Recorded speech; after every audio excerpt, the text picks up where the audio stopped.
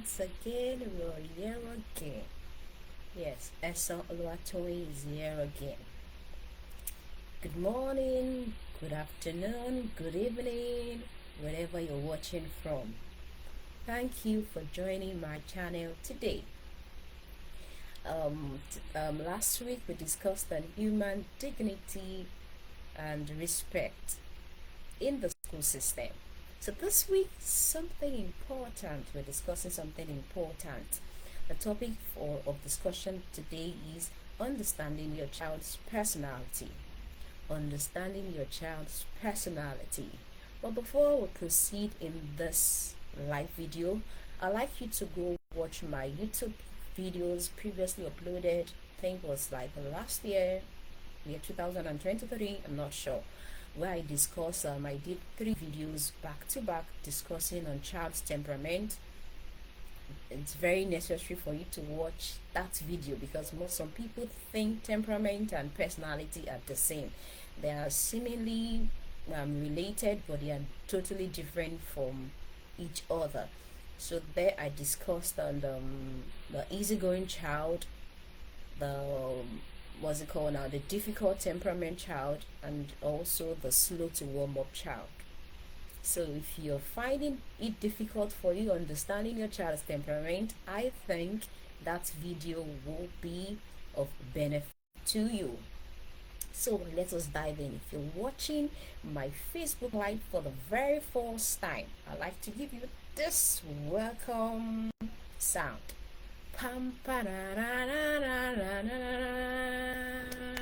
Thank you for joining my live video today.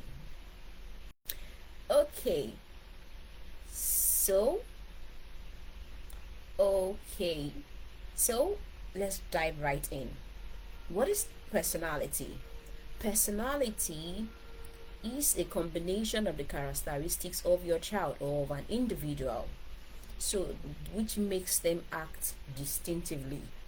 So for you to understand your child's personality, be you as a parent, as an educator, as a caregiver, or even as a family member, it's very important for you to sit down, get your writing pad. The video is going to be very short, but you will learn at least, I promise, one thing from today's video. So there's a characteristics or a behavior of a child that makes them unique, that makes them different. It's totally different from temperament, really.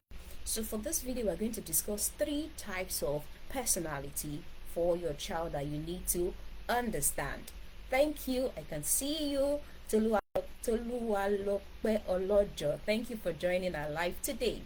So I said we are discussing the 4 types of temperament for your personality, and how you need to understand your child's personality or the personality of the children in your class. But very quickly, I would like to talk to parents. Parents, please listen attentively. No child has the same personality, and unfortunately, you cannot plan the trajectory of your child's life. You cannot force a pattern of behavior on your child. No, it is impossible, because personality has to do with most times, genetic makeup of your child. And well, you can modify their personality by your own parenting style. Enough of the plenty story. Let's dive right in. For phlegmatic, they are loyal, totally and absolutely loyal. They promote harmony and they learn to hear their views. Phlegmatic, they are loyal, but they also learn to hear their views. Gone are those days where parents usually just say certain things, make decisions without considering the children. No, if you have a phlegmatic child which is loyal, fine, they are loyal to you, but they also want to hear their view. What you need to do is you need to ask for their opinions. Very important. Even as little as, what do you think we should have for breakfast, for lunch, or for dinner?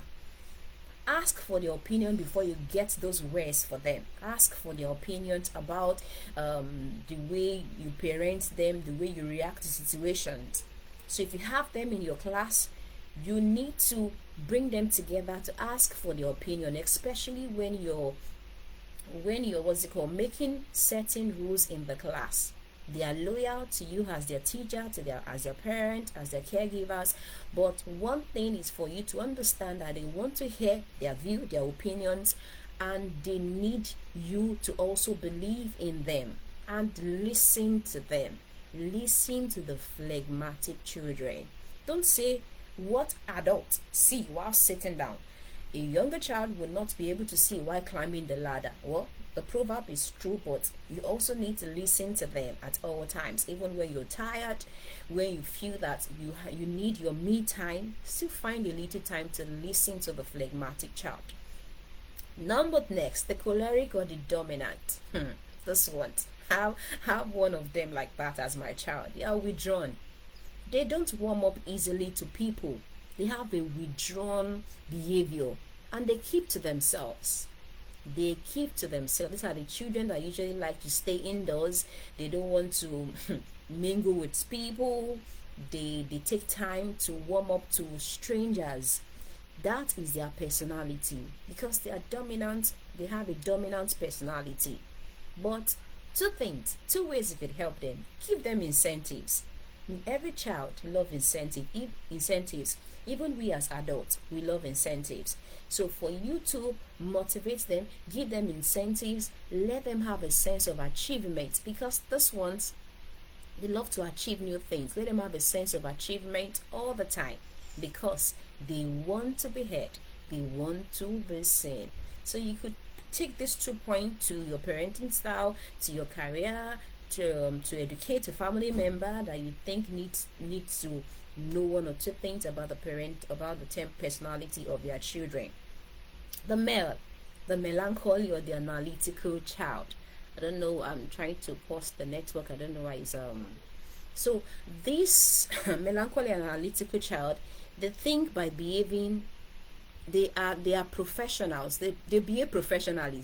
I'm sorry. They behave professionally. Even as their children, they are deep thinkers. Unlike the sanguine that just play without taking into consideration if they're at risk or something. No, the male child will think before acting. Sometimes they think before even responding to your questions. So because they are deep thinkers, you also need to not be too critical when you're pointing out their areas of weakness or when you're trying to correct them.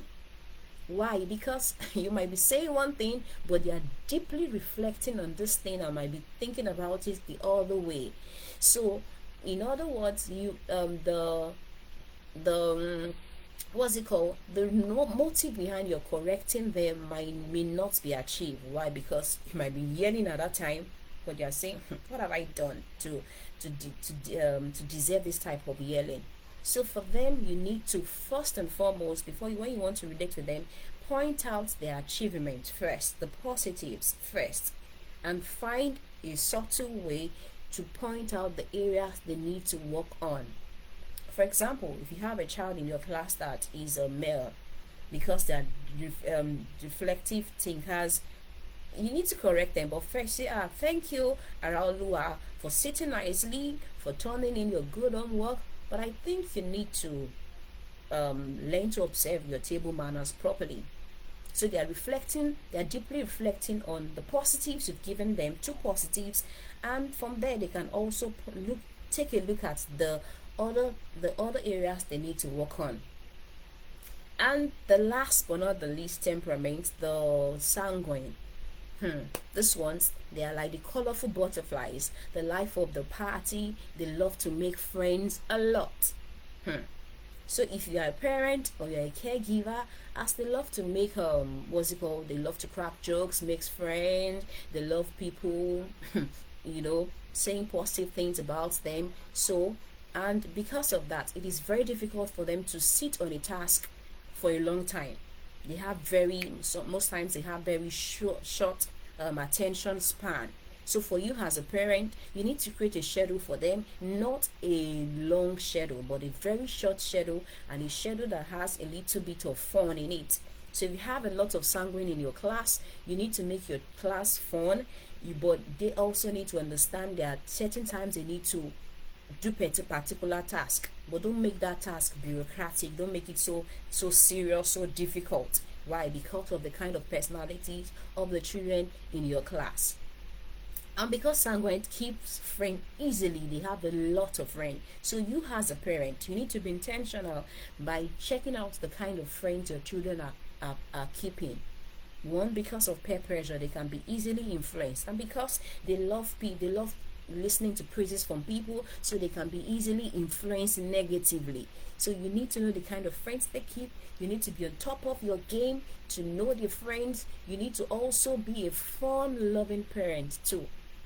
Listen to them. Whatever they're interested in, you should also be interested in it. Not 100%. Why? Because you are both not of the same personality, but because you want to be intentional about your parenting, you want to be intentional about the pupils in your class, you want to be intentional about raising global standard and morally upright children. So you need to be intentional. So understanding the personalities of the children in your class will help you to be successful as a parent, as an educator, as a caregiver, and also of course as a family member. And perhaps you as a person, you don't even know your personality. I'm sure with these few points you could be able to say, okay, I'm a combination of a sanguine or a male, or I'm a flag call. So the most interesting thing is that no child has just one personality. They can be a combination of two or more personality. So you could read more on understanding your child's temperament online on YouTube. You could follow me on all my social media handle, or you could ask your questions after now. So like I said, I want this video to be very short. So what are you taking out of today's video? What I'm taking out of today's video is that you cannot plan your child's trajectory. You cannot. They are humans. They have their own personality. You could only advise, you could only guide them, but you could also need to understand them more. For sanguine, because they're very friendly, you need to be intentional about the type of friend they keep. You need to have very short routines for them. For the flag that are loyal, you also need to learn to listen to their opinion. It's very important. For the choleric that are analytical, you also need to understand that they love success. So give them a sense of achievement, give them tasks, and be loud on their achievement, no matter how small the achievement is. Maybe it's an improvement in their handwriting, an improvement in their sleeping habits, an improvement in their eating habits. You need to celebrate their achievement. For the male, because they are reflective thinkers, you need to be careful about the choice of words that you communicate or you use in relating with them. Thank you once again for joining my live today. We're going to see same time, same platform next week, Saturday. So I don't know if you have questions that you want me to ask. Maybe there's a personality types that you do not really understand, or you want to ask questions about it. I'm willing to take your questions now.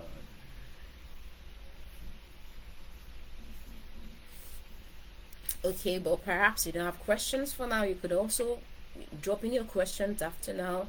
I'll be glad to answer your questions. Thank you very much. Have a beautiful weekend, and don't forget to smile always. Thank you, and bye bye.